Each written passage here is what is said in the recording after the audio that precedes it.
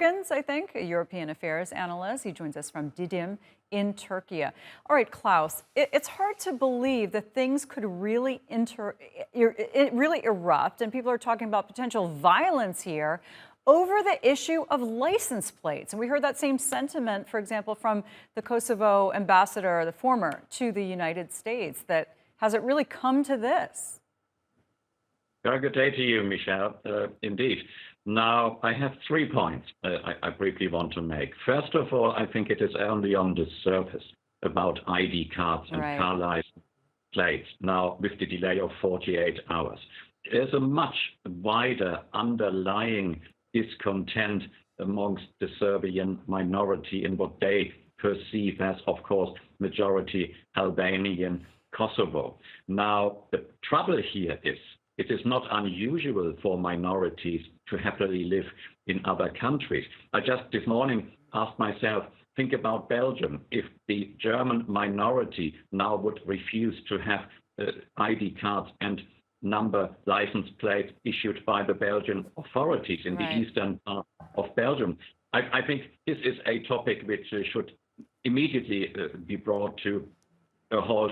The second point I want to make, this is a tinderbox which can ignite at any moment. We only have to look a little further eastwards towards the Ukrainian war situation. We cannot have another violent conflict in and on the Balkans. Both Kosovo and Serbia must immediately realize that unrest, demonstrations can easily turn to violence, and then it only needs one more unfortunate event and everything is on fire. And the third point I want to make, I think Serbia is not going to join NATO or the EU anytime soon, but Kosovo might perhaps be able to join the United Nations in whatever capacity. Now, Serbia must somehow understand that ultimately Kosovo will be a recognized country. It is recognized by the majority of EU member states and the US. And Kosovo at the same time must understand it has to abide by international agreements as well, as Joseph Borrell this time so rightly said. So 3 points. A tinderbox can ignite at any moment, and God forbid it should never.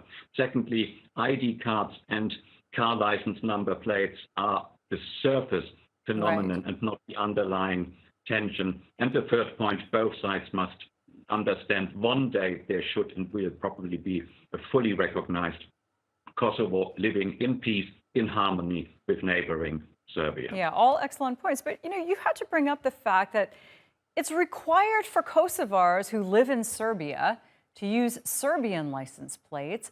Why wouldn't Serbians in Kosovo expect exactly the same thing? In your view, is this more Kosovo tweaking the ethnic minority that lives there, Serbian stubbornness, or both? I mean, why do we have Joseph Borrell, the EU's foreign policy chief, calling out both sides here? One would expect if you live in this area, you would use that area's license plates, no? Absolutely. Of course, Kosovo knows exactly well the sentiment amongst the Serbian minority. They knew exactly what this is going to trigger, a kind of public outcry, shall I call it.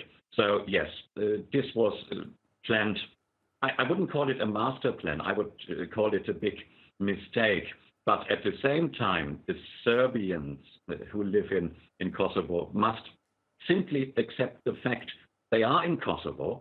One day it will be a recognized country. No one will take away their heritage, their tradition, their all the way how they want to lead their life. But it is another country. So you have ID cards, you have license plates, you have laws, same like Kosovars living in Serbia. Coming back for the last time, the example of Germans living in Belgium. We can't compare it, but when you reside in another country, there are certain legal stipulations you have to abide. They do not take away, as I've said, your tradition, your feelings, your language, the way you were brought up. But at the same time, you have to integrate. This is a key thing.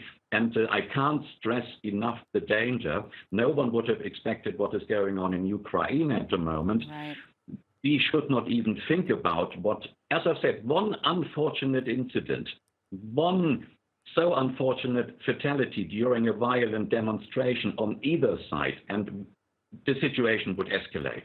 Yeah, I think you adequately described it as truly a tinderbox. Klaus Jurgens, really good to talk to you.